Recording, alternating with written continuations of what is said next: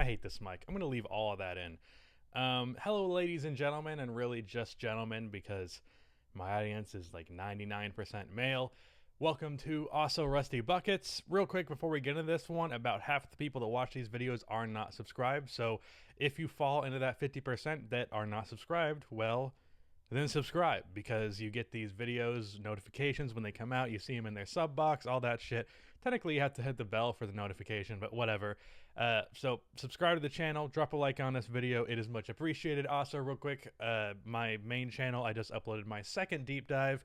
Please be sure to go watch that. It's much appreciated. But with that out of the way, let's dive into the games that happened tonight. So let me just first address the title of this video, which is that the Bucks should fire Mike Budenholzer. So the game that second most recent game that I watched was Bucks versus Jazz. Also, let me get the games that I watched today out of the way because someone suggested I do that, and that seemed to be the best idea.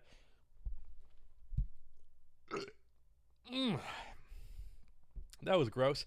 Hornets versus Wolves, I watched that. Bulls versus Clippers, Bucks versus Jazz, and Lakers versus Wolves. I meant to watch the end of OKC versus Denver because OKC was up like 9 in the fourth, and I was like, that could be an interesting comeback, and I kind of thought that would happen, and then I just got distracted, and the game was over, and the Nuggets did make a comeback, and it would have been an excellent last 5 minutes of a game to watch, and I just didn't, so that's cool. So talking about the Bucks versus the Jazz and just jumping right into Mike Budenholzer, this game was pretty bad for the Bucks. The biggest reason why is that Giannis was struggling, and this team could do nothing when Giannis was struggling. And that's kind of the biggest issue with this Bucks team, and it's not even a commentary on the players on this team. That's not me saying the help is not there. It's really how the team functions. Like, basically, the team is functioned to where the success and failure of Giannis is basically entirely the success and failure of the Bucks. Now, this game, I just want to point out, Donovan Mitchell had one of the worst games of his season so far. He shot 30% from the field. He got up his points, but he was not scoring very well in this game. He was missing a lot of shots, and the Jazz still beat them rather easily. I should mention real quick that I did not watch the first half. So I missed that aspect of this game. But the Jazz always had a lead going into the half, and they kind of kept it the whole way. Now, I will say the Bucks had moments where they were getting close in this one, but for the most part, the Jazz pretty much had this one under control. I believe they had a 20-plus deficit at one point, and it got down to 14 by the end of this game. But Giannis ended up finishing the game with 29 points, and he shot 60% from the field.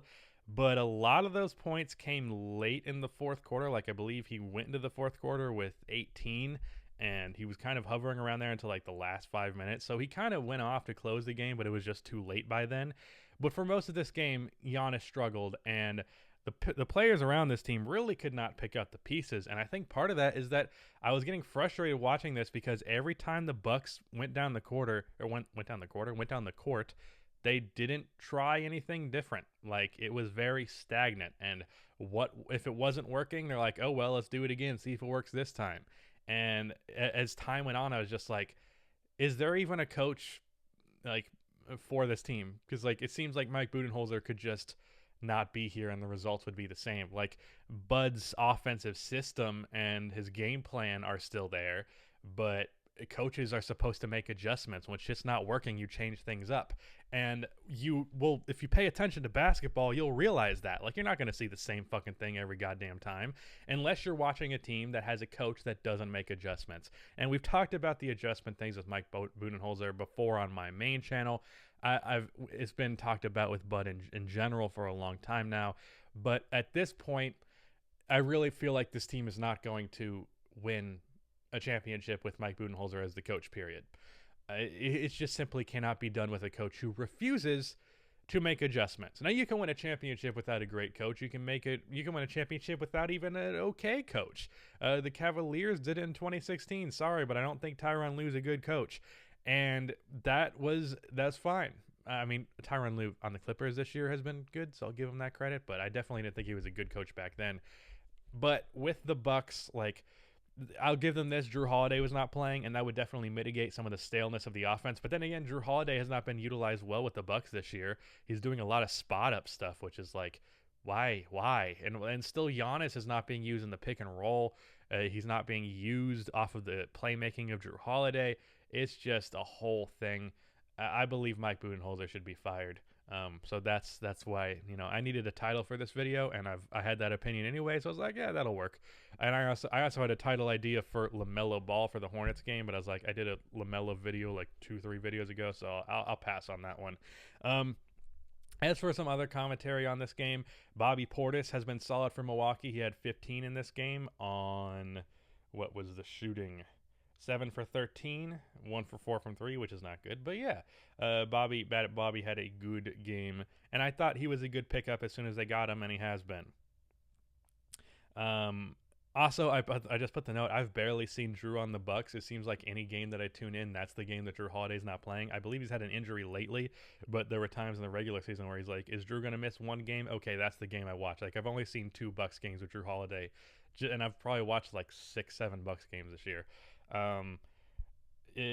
Brook Lopez, he's hitting his 3-pointers this year. He actually took 9 of them in this game, and he made 3 of them, which, I mean, that's only 33%, but it wasn't bad. And he had a good game overall. He had 23 points. He was kind of making up for some of Giannis' struggles earlier in this game. And for the season, he's shooting at about 35% on like 6 attempts last I checked. And last year, Brook Lopez was a poor 3-point shooter, like 31%. But when he originally, the season before that, was so impactful because of his spacing. But then he became a really good defender and made all defensive second team, I believe, that season. So it's like he replaced the shooting with defense. But now he's still that defender. And he's shooting well from 3, which is like the perfect combination with Brook. So that's definitely nice to see for him. I'm 7 minutes in and I'm still just on this game. So let me get this one out of the game. Or let me get this one out of the way. Real quick for Bulls versus Clippers. I have a bunch of notes because I'm a Bulls fan, but I'm going to kind of skip over them just because this game was a blowout, basically. No Paul George in this one, but Daniel Gafford had one of the worst stretches of basketball that I've ever seen, and for the Bulls fans that seriously thought this guy was better than Wendell Carter, I'm very glad that Wendell got out for this time period so we could just expose that Daniel Gafford is an okay rotation player, and that is it. So please calm the fuck down, Bulls fans who thought that. I don't think those people really exist anymore because they came back down to reality once Daniel Gafford actually was able to start, as they'd been chanting for him to forever. Zach LaVine is ridiculous. He was amazing in this game even though the Bulls suck. And that could have been a title as well. Zach LaVine is great, but the Bulls suck. I did wonder, Paul George was injured for this game, but earlier this year the Bulls played the Clippers, I believe it was, and they didn't have Paul George that game. So I'm curious, like, should it be taken into consideration when players are sitting out when talking about record, even though we still fucking lost this game? Kobe White was good, being aggressive, going to the basket. I think him being a slasher is like the best thing for him rather than a shooter. But that's the Bulls versus Clippers. Kawhi was going off. He shot like 70% from the field this game. It was no competition. Hornets versus Wolves. This game was definitely a pretty interesting one as well. Now I did miss most of the third quarter because I was watching the start of Bulls versus Clippers because I was recording a podcast with TSO Sage. That'll be out soon. And I couldn't watch 2 games at once while doing a podcast, so I watched the start of the Bulls versus Clippers game. But for the 3 quarters I watched out of this one, at the start of this game, the Hornets got 18 out of their first 21 points in the paint, which is not good. Now, that can be a commentary on Karl-Anthony Towns. However, I refuse to say literally anything negative about Karl-Anthony Towns for at least a year. At least a year I'm going on that one. So, Cat, I can't say anything mean about him whatsoever. But speaking of defense for the Wolves, Jaden McDaniels. This is the first game that I've really paid attention to him. He's been breaking out for the Timberwolves on both ends of the court, but mostly defensively. He's a pretty good rim protector for a forward. He was good at reading shit, smart defensive plays, all that. And he's also been a respectable 3-point shooter, which is nice to see. It's nice that there's not really a trade-off with him where it's like, oh, he's great defensively, but he can't shoot. It's like, I got to worry about that. He's just good defensively and he can shoot. So Jaden McDaniels is someone to look out for Minnesota. He seems like he can be a defensive guy to complement Towns, although I still want Cat to get the fuck off of this team. LaMelo was going off in this game, and especially in the first half. I believe he had 15 in the first half, something like that. He was also taking deep 3-pointers and making some of them. It's very clear that LaMelo is confident in his 3-pointer, and honestly, in shooting, confidence is like half of the battle. If you got the confidence to take the shot, then you have the enough confidence to make it, if that makes sense. Like if you believe you're gonna make it, that makes it more likely you're gonna make it, because shooting is all about what's in your head, but at the same time about not having it in your head at all. And if you're worried about not making the shot, it's going to be in your head, so you're not gonna make the fucking shot. Terry Rozier this game, 41 points. I was in the train for a while that Devontae Graham was better than Terry Rozier, and if they would have to pick between those two, they should go with Terry, or they should go with Graham. But at this point, I'm on the Terry Rozier side of things, even though Graham is a better playmaker, and I still believe, even though the numbers don't really back it up, I'm just confident that Graham is a better three-point shooter. I got to give it to Terry at this point, because Terry's a better defender, he's a better shot creator, he's a better finisher. Even his playmaking isn't even bad. So I would just rather have Terry Rozier. He's also a better mid-range shooter. And even though, Terry has like a $19 million a year contract, that's probably roughly what Graham is going to get in free agency anyways, just because he's young and some team's going to offer it to him. So I would personally let Graham go, whether it be through trade or free agency, or just bring him on as a 6-man. But if it comes to a decision between those two, I'm going with Terry Rozier. Also, Terry is very well worth his contract. I wouldn't say he's like very underpaid or even necessarily underpaid, but I'd say he's like right about worth his contract, when initially I and many other people said he was overpaid. I also put in here, what is LaMelo's ceiling? I was going to speculate on that. I might do that in another video, just because this video is already, I still got a whole other game to go over. I'm already 11 and a half minutes into this. I just will say that LaMelo, I think, probably has top 10 player in the league ceiling. I'm going to need to see a little bit more before I confidently say top 5, but I could see top 5. It's just about how well his scoring is, how far his scoring is going to go, and if his defensive potential would actually turn into defensive, actually being good at defense or whatever. I just looked up, and the canvas I have up above my bed is very crooked, and I'm just now seeing it from this angle, so that's cool. That's some shit that's in this video for no fucking reason. All right, Lakers versus Wolves. This game was not versus Wolves. Why did I write Lakers versus Wolves? It was Lakers versus Grizzlies. Okay, different, Grizzlies, Wolves, Timberwolf animal, or Timber Forest animal. God, I'm fucking stupid. Why are you subscribed to this channel? All right, Lakers were down 26 minutes into this game, which was certainly interesting. Lakers were just not making shots, and they were turning the ball over a bunch, and the Grizzlies came out with energy early, and they were dropping shots. Here comes the left leg, but it's definitely not going to be we all knew this was not going to stick around. Like, we're like, come on, the Lakers are not going to stay down to one. This is not going to be just a fucking blowout from the Grizzlies to the Lakers. And the Lakers made the comeback, and it kind of just felt like inevitable. I don't have too many takes from this game, because everything that happened was kind of to be expected. The fucking, I want to call them the Timberwolves right now. The Grizzlies calmed down. They stopped shooting the ball as well as they did. I don't know what the stats were, but it didn't seem like John Morant was doing as much damage as maybe you like. Maybe he had a 90 and I missed it. No, he shot 40% from the field, so yeah, he had a kind of rough game. Grayson Allen with 23. I barely even noticed that. I did notice that Valanciunas was going off. But yeah, this game, the Lakers were like, okay, let's stop messing around, and they kind of took it over from there. So it started off as a rough game. Also, AD with 35, which is nice to see because he's been struggling. And Kuzma had 20 and 10. 2 for 8 from 3, though. But I did put in a note here, Kuzma has been better for the Lakers this year, and not even really in the scoring department, because I'm not all that concerned about that. But his threes have been going in at a higher rate. I don't know what the exact numbers are, but I know that the percentage has been better than this last year.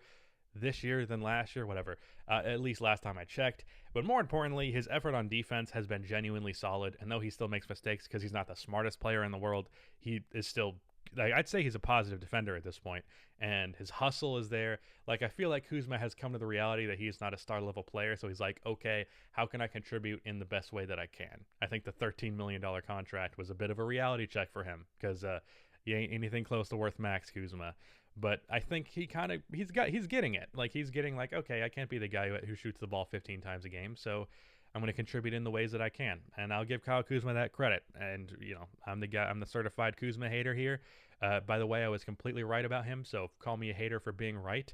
But he has been positive in the elements outside of scoring the ball this season, and that's nice to see.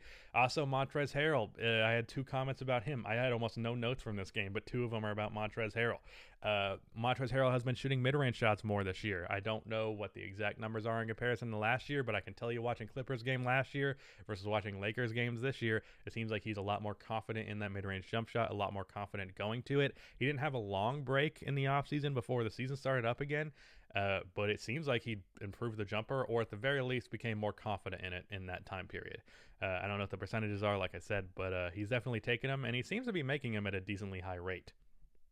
Also, for the other note about Montrezl Harrell, I said I kind of thought, as soon as he signed there, I was like, even though I don't think Montrezl Harrell is all that great, and I kind of felt he became overrated, especially by all the people saying the Clippers' depth would get them over the Lakers.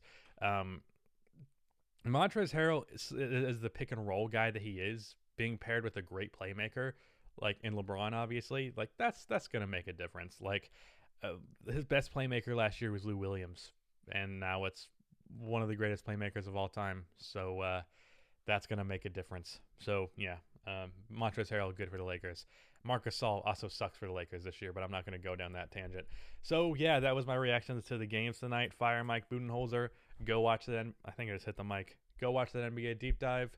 And, yeah, bye.